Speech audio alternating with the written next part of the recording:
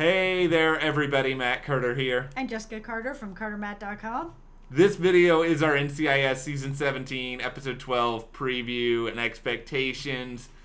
We are not over the lack of a Ziva Tony reunion in the episode tonight. Not in the least. We will try to press onward and the show will go on, Yes. but I haven't forgotten about it. Still going to be thinking about it. I may say a couple crazy things in this video about it, but we're going to discuss some of what was in the promo and the synopsis because there are a lot of other character stories that need to be addressed. NCIS is an ensemble show, and it does feel like this may be a McGee episode.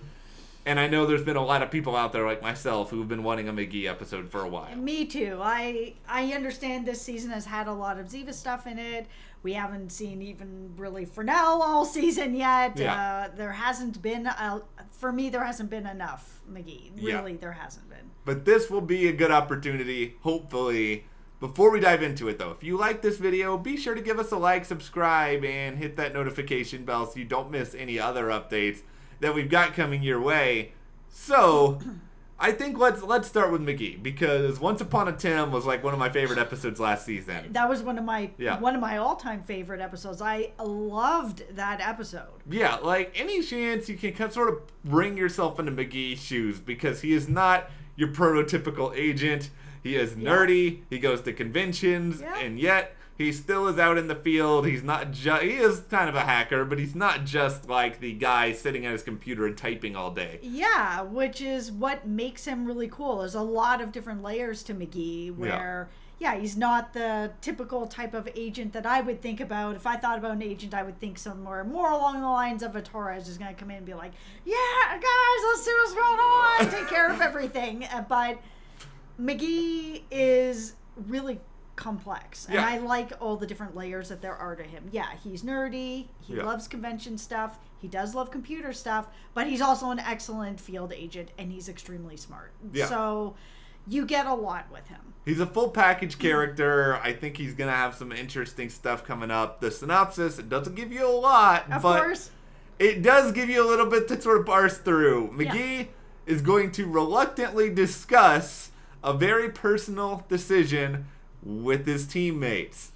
What could this be? I think first and foremost, it is the word reluctantly that stands out to me. So this is not McGee has gotten a puppy, or McGee and Delilah are expecting it, because these are things that I feel like he would be thrilled to discuss with everyone. Yeah, absolutely. I think it's got to be something that's a really personal decision for him, or him and Delilah. It might just be him, it might be both of them. I was thinking, and this is just pulling things out of the air, that maybe they've decided to move. Yeah. And I don't mean like move away, but move out of that apartment and move into something else.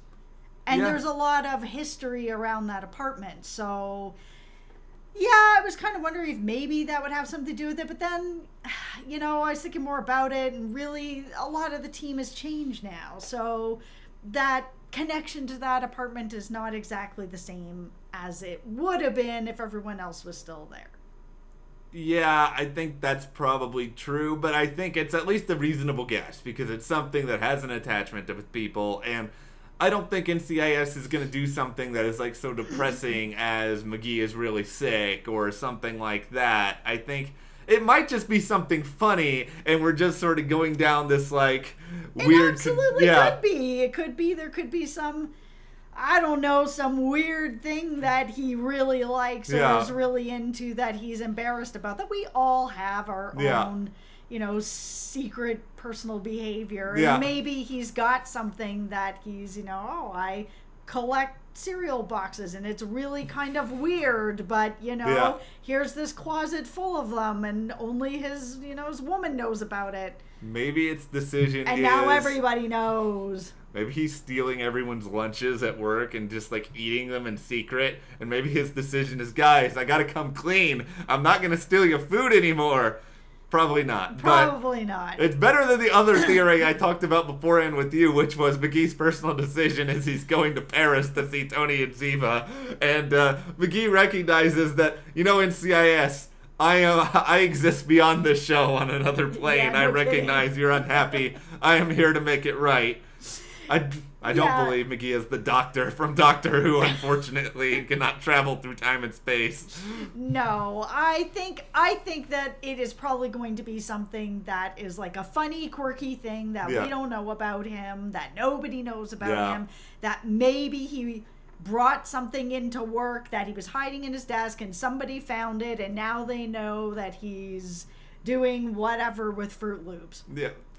I'm not going to touch that. I'm just going to keep on going forward here and talk a little bit about how we have had a lot of serious moments on NCIS as of late. Yep. And they could use some comedy in there. NCIS always has had some lighter moments. Yeah, and it feels like this episode coming up is going to be a lot more of what we're used to with this show, where there aren't really like a lot of big arcs or big stories going on, and it's get in, have your episode, enjoy your time, and get out. Yeah, I mean, the story of the week, and that's sort of what was hyped up in the promo, is you have an F-18 crash, you have some sort of fugitive who's sort of on the run, who apparently is very conveniently by a plane at the most opportune moment that you could just... Like, by the way, I'm not condoning whatever this person did, but it is kind of awesome on a level where it's sort of like, oh, you're running after me, let me get in my plane and fly away. That's right. How you gonna catch them? Yeah, I feel like at least we're gonna get some good quality action within this episode, if nothing else. Yeah, and I think after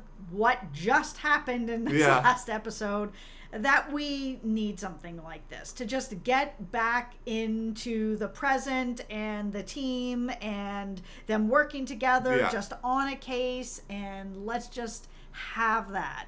So as salty as I am still about what just happened, this is the right direction to go into. Yeah, this feels like an NCIS palate cleanser where we just get to get in, see what's happening, check in on some characters, maybe some people who haven't had a lot of airtime as of late, and then we'll sort of look a little bit more towards the future, because the future is kind of weird for NCIS at the moment.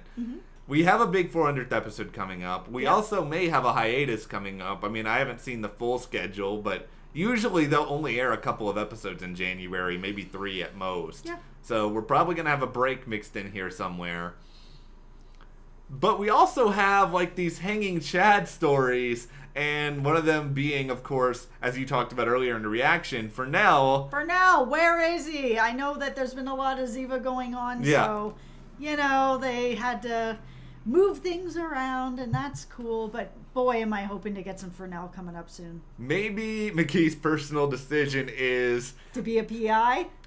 Join up with Fernell PI. That was better than what I was going to suggest, which was that he was going to stop playing fantasy football after Fernell won his fantasy league and like hosed him out of like $1,000 or something. But I was just trying to think of stupid ways to throw Fernell in that are never going to happen. But no, I do want to see Fernell back on the show to pick up with that. We also have, like, the Bishop and Odette training that's kind of been set up now. Yeah, and Ziva kind of mentioned that we had, when they first mentioned Ziva, that there could be this sort of passing of the torch sort of deal. And when Ziva said goodbye to her, she had said, you know, you haven't filled my shoes, you've exceeded them, kind of thing. So she's her own agent now, and she's...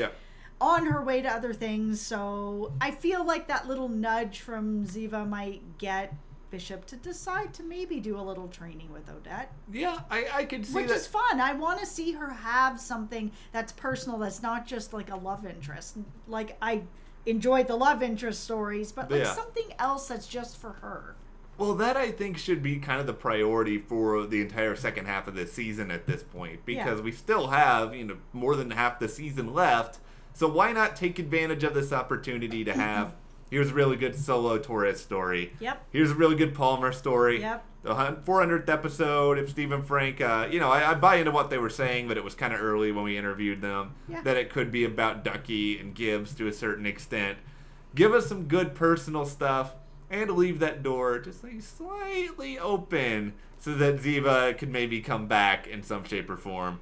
Yeah, I'm I'm still somewhat hopeful that we will see her back again. I mean, the door is open. I know we saw the elevators close, but it's still open. And having her look around the office the way that she did, it felt like she was being drawn back into that. So could they call her if they need some sort of specialized Ziva skills? Absolutely. I don't think it's the end.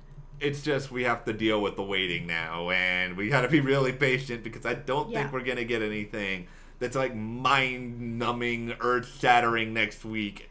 No, and I'm not sure that we're going to see anything else this season. And I feel that they do need to focus on some of the other characters now. Yeah. Like we have gotten a really good story with Ziva. I wasn't crazy about the ending, but the story itself was really good, and Code was amazing, and it was nice to have a focus on her and what she was going through.